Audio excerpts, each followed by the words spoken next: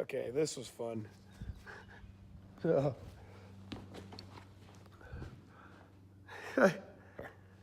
where it needs to be. That came apart a little faster than I was expecting, actually. Had to cut through a couple of nasty cross members on the floor without hitting those cross members. Yeah, this was a good one. Oh yeah, man, look at that. No wonder I was fighting that one so much. Like cutting and cutting and cutting and cutting. I'm like, what the hell is taking so long? Well, that's why. Yeah. But anyways, got it all split and basically gave it a light yank and it just butterflied apart. Perfect. So now, in theory, the Ford chassis, we can mount on this frame here, and we'll fab up the floor to match whatever this is. We'll get all this crap cleaned up. And if I remember right, the inside of the cab was right around here. So I'm not sure how thick I'm not even pointing at the thing. The inside of the Ford cab stopped about here, so I'm not sure how thick the jam is on the Ford. I'll have to look at that. I think it's, I don't know. But that doesn't really matter because I can make all this go away. Probably should make all that go away. Yeah. I think we'll get this out, get this out. The cowl goes away, obviously. But then we'll keep this pan, and that's what everything mounts off of. So we'll keep that pan and everything still works. Hook the battery up, make sure I didn't cut any lines. Tried to stay clear of everything. These are the ones I was a little concerned about because they were on top and underneath. But these look all right. Kind of figure out what some of this stuff is, speed sensor and whatever, we'll figure it out. Yeah, but anyways, there she is. So the dash I'm not even sure I want to keep, but we'll see. We'll figure that out. I just don't know what to do about these gauges. I really want the gauges, but I don't want them in the Ford because I want the Ford dash. And then all this stuff, this is all super easy. I can just transfer over to the new dash or to the factory Ford dash. But I still don't know what I want to do about gauges yet. Yeah, there she is. I'm gonna get these pieces here cut up and probably not cut up. Probably just pull the bus back out of the way, slide them over into the pile, call her done. This is going way faster than I thought it would. Not that I'm complaining, but all right.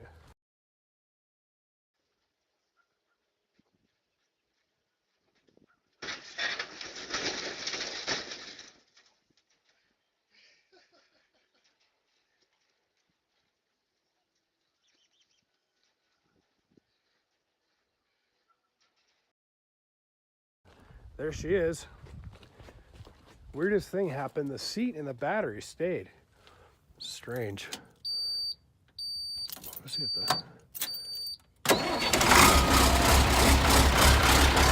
funniest part about this whole thing,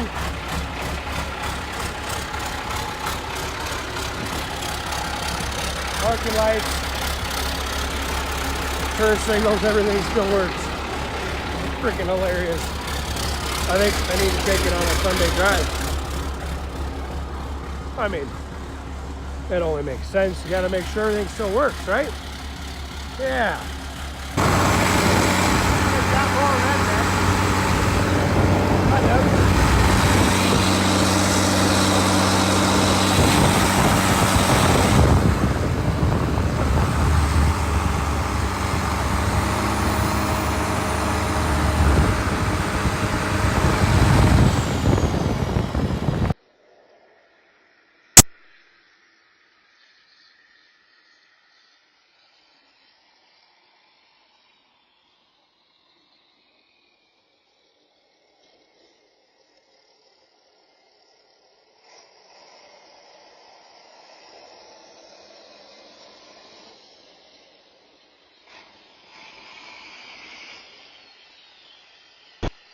Got the old Ford. This is all just rough measurements again. Wheels kind of sort of close. Doesn't even matter because those are way bigger tires than those are, but whatever. So initially I was thinking match the wheelbase exactly. This thing's got a pretty short wheelbase on it. So these holes line up pretty dang close to the actual wheelbase. Well, actually, yeah, so the wheels would be 16 inches back. So those aren't bad. That's close, but I don't really want to take the tank off yet. I probably won't keep that tank, but I mean, if I can, well, screw it, leave it. But I think it's going to interfere with the steps on the cab. Maybe not. Maybe not. It'd be kind of cool if I could leave that tank. But if I do leave the tank, I can't use these holes because the brackets for the tank crash bar are consumed by that. So, and then also looking at U-joints here. So I was thinking just keep this drive shaft, take the yoke off, put it on the end of this. The problem is there's no slip yoke on this drive shaft at all. There is not one on this one either. There is one on this one. So what that does, we'd leave the yoke and this drive shaft intact. We'd take this end off and put it on this guy. Okay, so that drives kind of where this needs to go then. So if that being the case, I mean, it ain't gonna be much to shorten this, but if I can avoid taking it down to have it shortened, awesome. So what that means is this is like 59 inches long, something like that, from the center of the U-joint. So center of the U-joint puts me right about here. And then from the center of the U-joint here to the center of axle, which should give me the wheelbase, it's about 16 inches long. So there's the center of our U-joint, there's the center of our axle. That puts us about here. That means we're gonna be, sorry about this stupid tape. I don't know what this thing is. Lufkin. I grabbed a tape one day. There's so many damn numbers on here, I can't read nothing. 192, 16 foot. Okay, this is about a 12-foot wheelbase. That means we're 4 feet longer. I don't know if I really want to go 4 feet longer. That's a lot.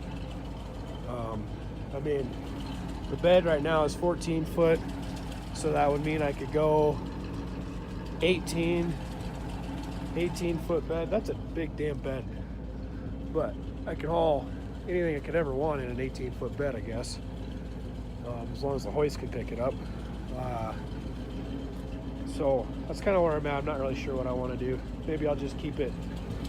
I like this wheelbase because it's nice and short, so maybe I'll just move it a foot, add a foot on the front of the Ford and a foot on the back. That gives me 16-foot bed, but still a decent wheelbase. And it's an awfully short drive shaft. Hopefully those angles will be okay. It's actually pretty steep. Quite a difference between there. I don't even know if those U-joint angles will work. If those angles won't work, then we'll just put it back here where we initially were talking about. I don't know. Kind of up in the air on that. Not really sure what I want to do with it yet. I'll move the dump truck into the shop here. Bear with me. I'm actually a little embarrassed at the condition of the shop because it's not done. Because I keep getting other priorities apparently. So pulled the carpet out of the Ford here. Actually, remarkably surprised at the shape that it's in. It's in pretty darn good shape. So I guess now we'll start tearing this thing apart. And oh, there's a little rust hole down there. That's not bad though. Start tearing this thing apart and see what we can come up with. 6-volt battery goes. I'm gonna try to reuse this heater if there's room. I don't know. I don't know. We'll figure it out. Defrost is definitely gonna be for sure. I don't know if we're gonna get actual ducted heat, but we'll see. hopefully. Look at the other side here.